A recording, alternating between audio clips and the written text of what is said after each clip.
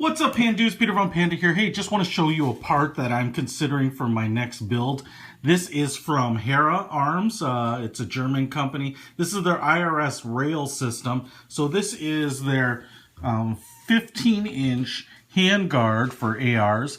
It obviously has a full-length pick rail. It's quad rail, so you get lots of pick all over this sucker. It kind of has these M-lock shaped vents on the top and the bottom, and then these long slots along the very top. It is a slim design, so sorry about that. So you can see where it's going to kind of hug that barrel. You're going to get a cutout up at the top, and this upper channel is going to house your slim profile, low profile gas block and two. So the cool thing is it's actually not super big. It's pretty easy to grab. My reservation here is quad rails aren't really that comfortable to hold if you don't have something else on them. The side here has quick disconnect mounting points. They're actually like aluminum plates, anodized presumably, and then bolted onto the rail itself.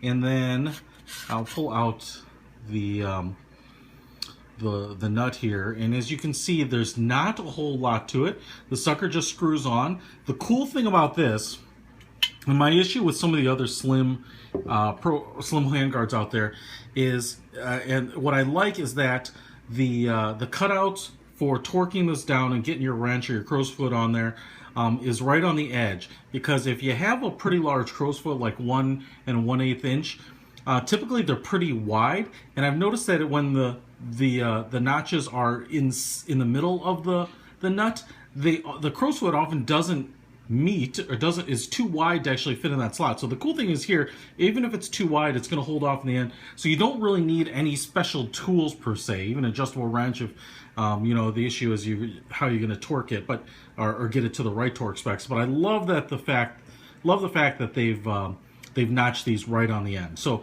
this is going to screw onto your upper receiver, and then the cool thing is this will just slide right onto it. It's a free float handguard. And obviously I don't have the screws backed out, but a couple things to note here is that you're going to need a pretty standard mil-spec upper, because they have the little notch here which is going to index on the bottom of the upper receiver.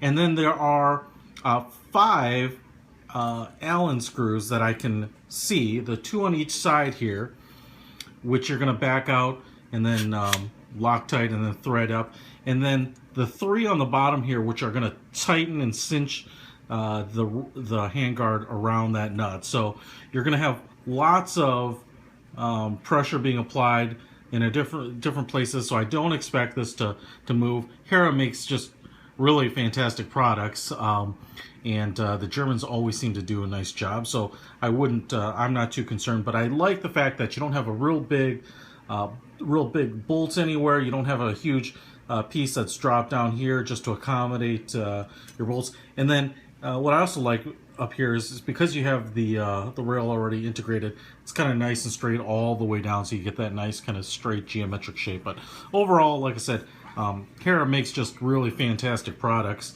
You can check them out at Hera Arms, and they have lots of other cool stuff. So I'll show you some other stuff from Hera pretty soon, but this is the 15-inch IRS quad rail in the Generation 1. So really it'd be a nice piece of equipment for any custom AR build. So Peter von Panda, out!